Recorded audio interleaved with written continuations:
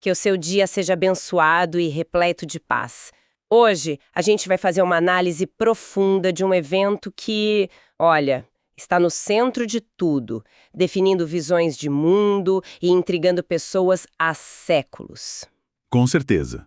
A nossa fonte é o capítulo 13 do livro A Fé na Era do Ceticismo, de Timothy Keller. E o nome do capítulo já diz tudo: A Realidade da Ressurreição. É um tema denso. Muito. E para começar, o Keller já nos joga numa questão fundamental com uma citação do Tolstói. Ele pergunta basicamente: qual o sentido de tudo, o que vai ser de mim se a morte vem e apaga tudo? Uma pergunta que todo mundo se faz em algum momento, né? Exato. E o Keller conta que, para ele, isso virou algo muito pessoal. Deixou de ser filosofia quando ele recebeu um diagnóstico de câncer. Uhum. E foi nesse momento que ele decidiu investigar a ressurreição não como um dogma para defender, mas como um fato histórico para ser examinado, com rigor mesmo. E essa mudança de abordagem é a chave de tudo, né? A proposta que o Keller traz, que vem muito de um estudioso chamado N.T. Wright, é virar a pergunta. Como assim virar a pergunta? Em vez de perguntar, será que um milagre desses é possível? A pergunta se torna, qual é a melhor explicação histórica para o surgimento do cristianismo? Entendi. O cristianismo é um fato histórico. Ele apareceu. A questão é por quê? Exato. A tese é que o cristianismo primitivo é um fenômeno que precisa de uma explicação. Então a ressurreição não é um obstáculo, mas talvez a explicação mais plausível que temos. O ônus da prova, então, fica com quem quer propor outra coisa. Essa inversão é muito interessante. Mas, para isso funcionar, a gente precisa de fatos, né? Evidências concretas. Qual é o primeiro pilar que o Keller apresenta? Bom, o primeiro pilar é algo que surpreende muita gente. Porque uma das críticas mais comuns é que as histórias da ressurreição são lendas, que surgiram muito, muito tempo depois. Décadas, séculos depois, é o que se costuma dizer. Isso. Mas o texto aponta para uma evidência que os historiadores consideram, extremamente antiga, muito anterior aos próprios evangelhos. Anterior aos evangelhos, como pode ser? Pois é, o que a gente tem é um tipo de credo, sabe? Um resumo da fé que o apóstolo Paulo cita na primeira carta dele aos Coríntios. Certo. E para situar no tempo, os estudiosos concordam que essa carta foi escrita ali por volta do ano 55, ou seja, uns 20 anos mais ou menos depois da crucificação, o que já é muito cedo. 20 anos para a historiografia antiga é praticamente ontem. É praticamente ontem, mas o ponto principal é que o Paulo não apresenta isso como uma ideia dele. Ele usa uma linguagem bem formal, dizendo que ele recebeu e transmitiu essa informação. Então ele está citando algo que já existia. Exatamente. Ele está citando uma tradição que já era antiga e estabelecida muito antes. Muitos especialistas acreditam que a origem desse credo data dos primeiros 5 anos após a morte de Jesus. 5 anos? Nossa! Então, isso circulava quando as testemunhas ainda estavam todas lá. E o que diz esse credo? Ele é muito direto. Ele diz que Cristo morreu pelos nossos pecados, foi sepultado e ressuscitou ao terceiro dia segundo as Escrituras. Ok, uma declaração de fé. Sim, mas aí ele passa para a evidência. Ele diz, e apareceu a Cefas... Cefas, que é Pedro? Isso, Pedro. E continua. Depois aos 12, depois apareceu a mais de 500 irmãos de uma só vez. 500 pessoas. 500. E aqui vem a parte que o Keller destaca como um desafio público. O Paulo escreve, dos quais a maioria ainda vive, embora alguns já tenham adormecido. Uau, ele está basicamente dizendo, não acredita em mim, vai lá e pergunta para eles. É exatamente isso. Era um convite aberto à verificação. Num movimento que estava começando, um blefe desse seria suicida. Qualquer um poderia ter desmentido. Faz todo sentido. Fora esse credo, o livro avança para os relatos dos evangelhos. E lá tem um detalhe que parece contra-intuitivo. As primeiras pessoas a verem o túmulo vazio foram mulheres. E aqui a gente precisa de um choque de realidade cultural para entender o peso disso. Certo. Na sociedade judaica e greco-romana do primeiro século, o testemunho de uma mulher num tribunal, legalmente, não valia nada, ou quase nada. Era visto como pouco confiável. Nossa, que pensamento! Pois é. O historiador Joséfo daquela época chega a escrever que o testemunho delas não deveria ser aceito por causa da leviandade do sexo feminino. Espera aí. Se você está inventando uma história e quer que ela seja crível, por que você escolheria as testemunhas menos críveis possíveis? Parece um tiro no pé. E essa é a grande questão. A análise que o N.T. Wright faz e que o Keller usa é que não existe lógica nisso se for uma invenção. Teria que ser homens importantes, líderes. Exato. Teria que ser Pedro, João, algum membro do Sinédrio. Colocar as mulheres na frente da cena era enfraquecer o próprio relato. Então a única explicação plausível, segundo o argumento, é... Que foi assim que aconteceu. Foi assim que aconteceu. Eles incluíram esse detalhe embaraçoso porque estavam comprometidos com a verdade dos fatos e não em criar a história mais fácil de vender. Que paradoxo, né?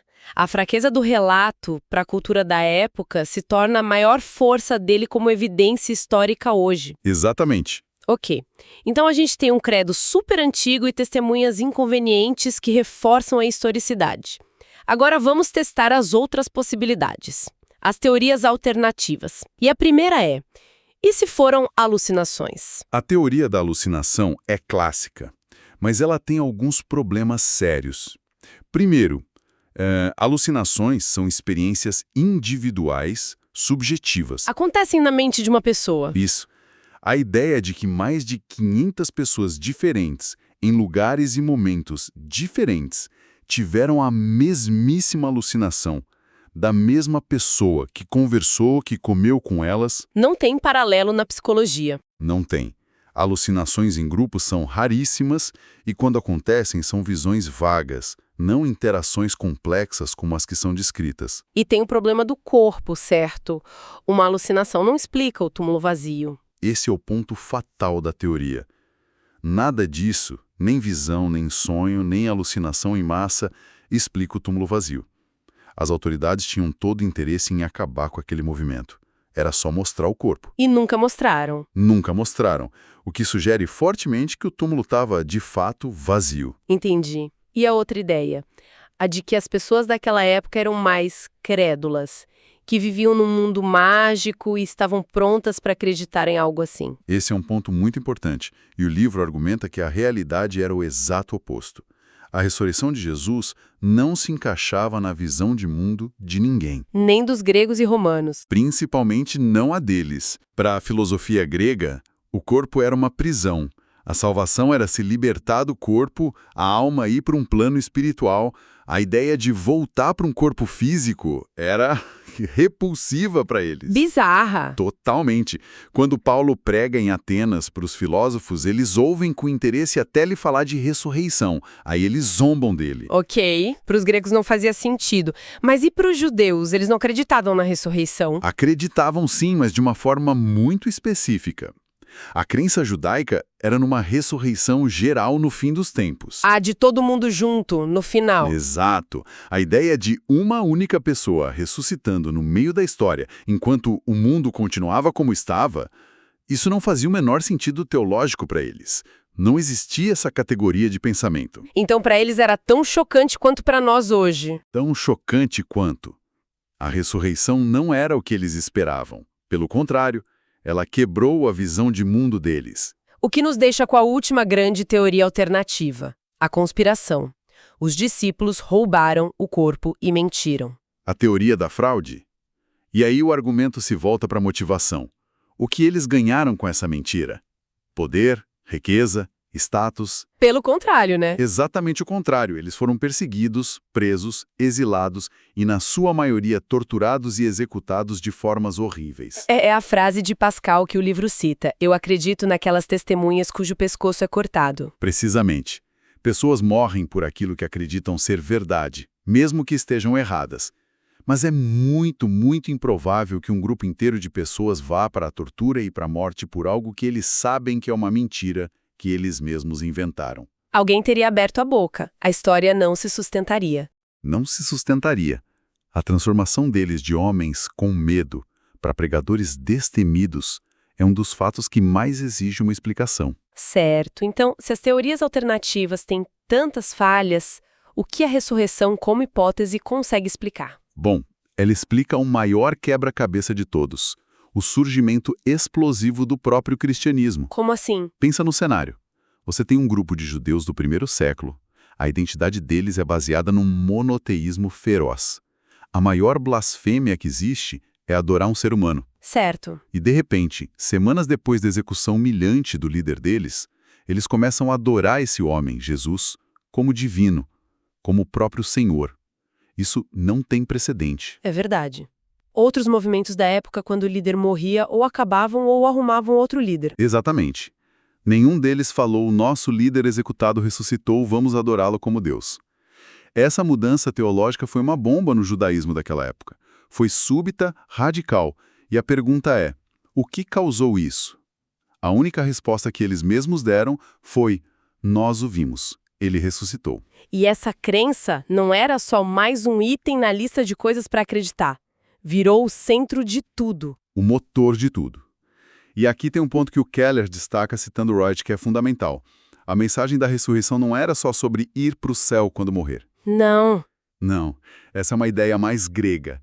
A visão cristã primitiva era sobre a renovação do mundo. A ressurreição de Jesus era o começo da nova criação de Deus. A mensagem não era de fuga do mundo material, mas da redenção dele. Este mundo importa. Este mundo importa tanto que Deus está refazendo ele. E a prova é a ressurreição de Jesus. É uma esperança de restauração, não de escape. É muito mais grandioso. No final das contas, então, o argumento do Keller não é uma prova de laboratório, né? É mais como um caso de tribunal, né? Exato. Você tem as evidências, o túmulo vazio, o credo antigo, as testemunhas, a transformação dos discípulos, o surgimento de uma teologia completamente nova. E do outro lado, as teorias alternativas. Isso, e a argumentação é que a ressurreição, por mais extraordinária que pareça, é a única teoria que consegue explicar todos esses fatos de forma coerente, sem deixar pontas soltas. É um argumento para melhor inferência. E o livro termina nos deixando com uma reflexão, né? Sim, a ressurreição desafiava a visão de mundo deles tanto quanto desafia a nossa hoje. A questão que fica não é só você consegue acreditar, mas sim, se a ressurreição for descartada, qual teoria alternativa explica melhor todos esses eventos históricos? Uma pergunta poderosa para a gente continuar pensando. E nós vamos continuar. No nosso próximo encontro, vamos mergulhar em outro capítulo deste mesmo livro, A Fé na Era do Ceticismo. Vai ser ótimo. Que Deus abençoe todos os ouvintes.